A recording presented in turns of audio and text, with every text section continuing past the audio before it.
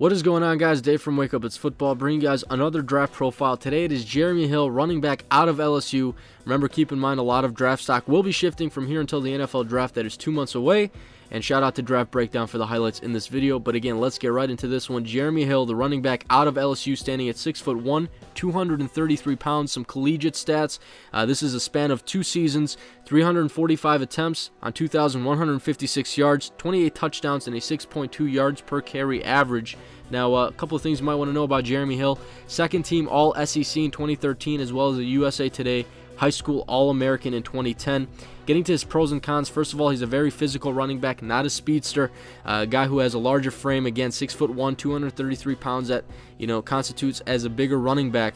So he's definitely a guy, when it comes to the end of his runs, not afraid of lowering his shoulder, making contact with defenders. Also, again, his size, that correlates with his physicality, his balance. Whenever it comes to receiving contact from defenders, he's a guy who can maintain balance. He's a guy, whenever he has to make a quick cut, when he runs into between the tackles, he can maintain his balance, keep his center of gravity very, very low, and he can keep chugging along.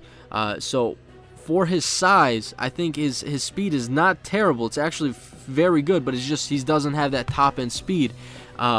His balance is, I think, what helps him out a lot. Also, I didn't know this in his pros, but he's got very good field vision. Yards after contact, he's not a guy you can wrap up high. You have to wrap him down low. Otherwise, he's going to keep moving the pile. He's going to break the arm tackles that defenders throw at him. So he's definitely a guy that you have to stay down low, because his legs is what keep moving, obviously. But he's definitely another one of those running backs who likes to stay low. He keeps his balance low. He keeps his center of gravity low. So you have to go really low on Jeremy Hill to take him down. Now, his cons, again, top-end speed, not the fastest guy out there. He's not going to be running 4.3 or 4.4, more in that 4.6 range. Pass protection is definitely something that needs work. There were times where I watched him and he tried to block with his shoulders. He wouldn't put his arms up. He'd block with his shoulders. There were other times where he wouldn't embrace contact correctly, and he wouldn't plant his feet down, get his arms up right away. So when it comes to pass protection, I think that needs a lot of work. But also his multiple arrests. That's, I think, his biggest con, his biggest flaw when it comes to his cons. Looking at what he's done off the field, he was arrested at the age of 18 for a sexual assault case, and also he was arrested in a misdemeanor battery, which involved an incident outside of a bar in 2013. So, there's a couple of things that scouts and GMs are going to have to look at regarding Jeremy Hill and some of the stuff that he's done off the field. But nonetheless, as a talented player, he has a talent.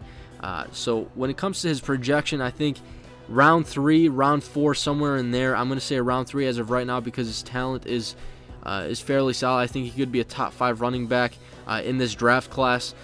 Teams of interest, I just jotted some quick ones down there. Jacksonville, Cleveland, Oakland, and Atlanta could be looking at guys at the running back position. Jacksonville is getting rid of MJD, it looks like.